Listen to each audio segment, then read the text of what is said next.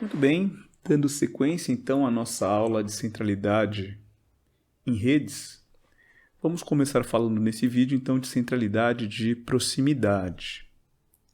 Bom, para isso, vamos lembrar do conceito de distância, né? O que é a distância em um grafo? É o menor caminho de um vértice para outro, certo?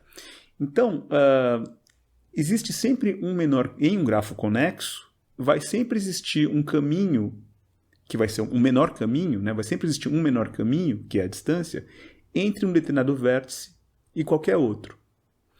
Quando você calcula a média das distâncias, ou seja, quando você calcula a média dos menores caminhos, você está calculando a centralidade de proximidade daquele vértice.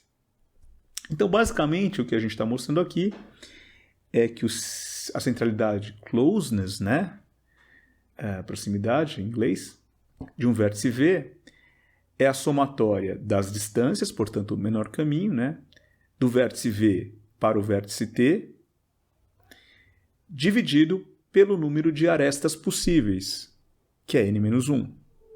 Certo? Isso, obviamente, num grafo não direcionado. Certo? Então, o que essa medida pode refletir, entre outras coisas, por exemplo, pode ser o tempo ou o número de interações que uma informação leva para se espalhar de um nó até todos os outros, ou até, por exemplo, um vírus leva para se espalhar de um nó até todos os outros nós alcançáveis. Para ficar num exemplo aqui bem realista em uma época de pandemia, por exemplo, né? Vamos ver como é que isso é calculado, então, né? Então, vamos considerar esse grafo aqui à direita e vamos calcular a centralidade de proximidade do vértice 1, certo? Que está aqui. Então, para isso, primeiro a gente determina todos os menores caminhos entre o vértice 1, do vértice 1 e todos os outros, né? Então, está aqui, né? Do vértice 1 para o 2, 1, a distância do vértice 1 para o vértice 3 é 2, do 1 para o 4 é 2, para o 5 é 1, para o 6 é 3. Então, essas são as distâncias. O que eu faço é calcular a média das distâncias e eu tenho que a centralidade de proximidade do vértice 1 neste grafo é 1,8. Certo? Vamos para outro exemplo. Vamos calcular agora, no mesmo grafo, a centralidade de proximidade do vértice 4, que é esse vértice aqui. Né? Esse aqui. Bom, a gente faz a mesma coisa, a gente determina todas as distâncias, né, do vértice 4 para os outros. Né? Então, para o vértice 1 é 2, para o vértice 2 é 2, né? Embora haja dois caminhos possíveis, a distância é 2. Para o vértice 3 é 1, para o vértice 5 é 1, para o vértice 6 é 1. Então, quando eu calculo a média, vai dar 7 sobre 5. Então, a centralidade de proximidade do vértice 4 é igual a 1,4, logo, ela é menor do que a do vértice 1. Ou seja, o vértice 4 tem uma centralidade de proximidade menor do que o vértice 1. Certo?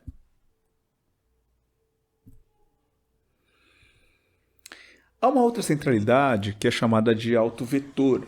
Né? Essa centralidade ela reflete basicamente não apenas ela leva em consideração, né, a importância dos nós na rede,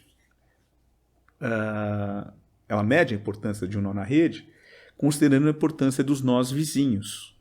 Né? Então é como se ela atribuísse pontos relativos aos nós, de maneira que as conexões com nós de alta pontuação contribuem mais para a pontuação do que conexões com nós de baixa pontuação. Né? Então, é interessante porque essa é uma centralidade, também chamada de eigenvector, né? Centralidade de autovetor, que é diferente, por exemplo, da centralidade de grau, porque aqui a gente não está atribuindo só valor ao grau de um nó, mas também ao grau dos seus vizinhos, dos vizinhos e assim por diante.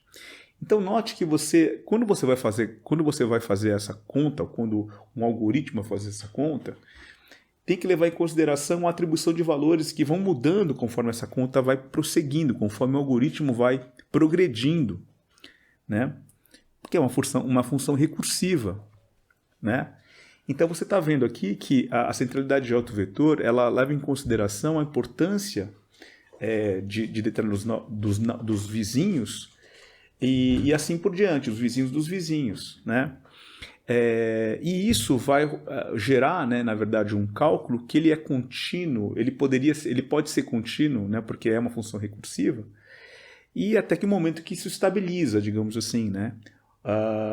E daí varia muito pouco, né? Os valores começam a variar pouco em geral.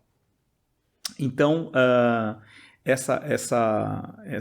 progressão, na verdade, desse algoritmo vai ser determinado pela própria pessoa que está modelando. Quer dizer, na verdade, isso aqui pode ficar progredindo, muito embora tenha uma hora que esse algoritmo estabiliza os valores, basicamente começa a oscilar muito pouco. E aí é calculado, então, a centralidade de autovetor para cada vértice, certo? Uma variação da centralidade de autovetor é a centralidade PageRank, conhecida como PageRank, né? Ela tem, basicamente, a mesma ideia da centralidade de autovetor, mas ela é um algoritmo do Google que é usado para ranquear as páginas e escolher a sequência a ser apresentada ao usuário, né? Então, basicamente, você ordena as páginas que estão disponíveis de forma que as mais relevantes são as páginas que têm grau de entrada alto, que por sua vez têm grau de entrada alto e assim por diante, né? Então, de novo, uma centralidade tipo autovetor, e você ordena segundo essa centralidade de autovetor, com pequenas modificações, né, originalmente era assim, com pequenas modificações, mas para que você, nas páginas de busca, né, nos algoritmos de busca da web, você tenha, na verdade, uma ordenação de páginas que seja sempre, digamos assim, favorável ao usuário, né?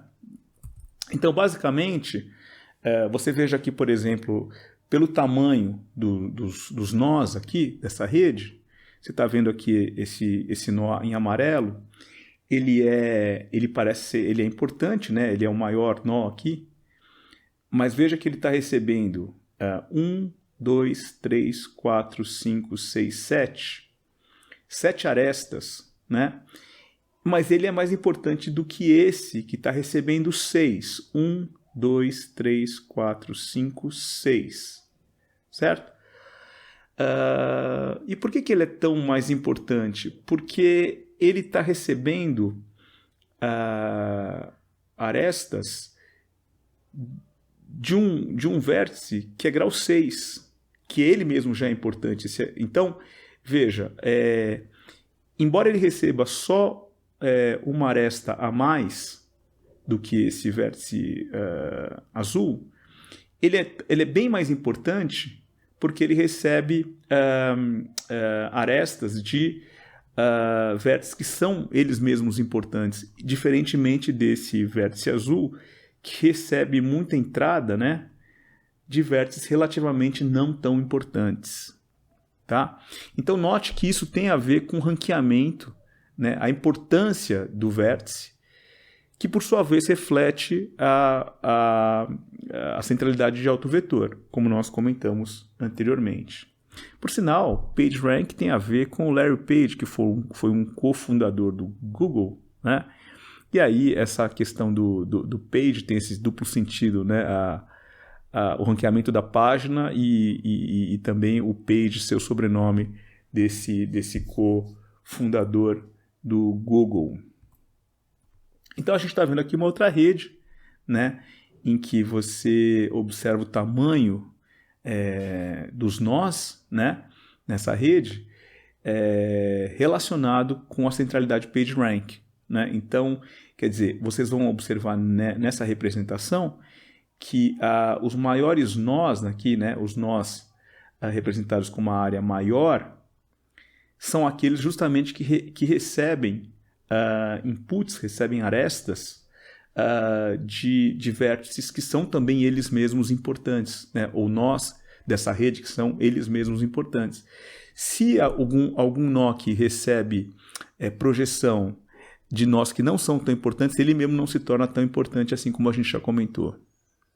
Tá certo? Então, resumindo, né, tanto a centralidade de autovetor como a centralidade PageRank, que são centralidades bastante próximas conceitualmente, a importância de um vértice tem a ver com quem projeta para ele. Quer dizer, a importância dos vértices que projetam também é levada em consideração na hora de estabelecer essa centralidade, de se calcular essa centralidade.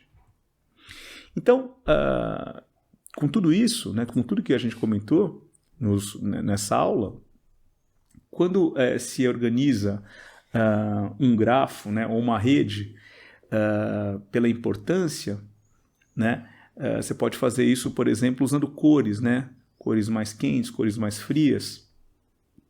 Então, aqui nesse caso, as cores mais quentes representam, na verdade, valores mais altos, né? Então, vocês vejam como isso muda, por exemplo, dependendo do tipo de centralidade que você está considerando. Lógico, a maneira de calcular a centralidade é diferente, o resultado vai ser diferente. Em algumas situações, esses valores, né, esse ranqueamento, digamos, essa importância do vértice tem um paralelo, quer dizer, você tem um vértice que é importante na centralidade de proximidade, também na centralidade de grau, mas nem sempre, né? Depende da topologia da rede, depende de como essa rede está estruturada. Então, nesse caso aqui, a gente está vendo a mesma rede e os vértices estão sendo categorizados aqui pelas diversas centralidades, e vocês podem ver que os resultados são, em alguns casos, parecidos, e em vértices específicos, em alguns casos são parecidos, em outros casos são bastante diferentes. Ok? É isso, pessoal. Finalizamos então aqui a nossa aula de centralidade em redes. Voltamos na próxima aula.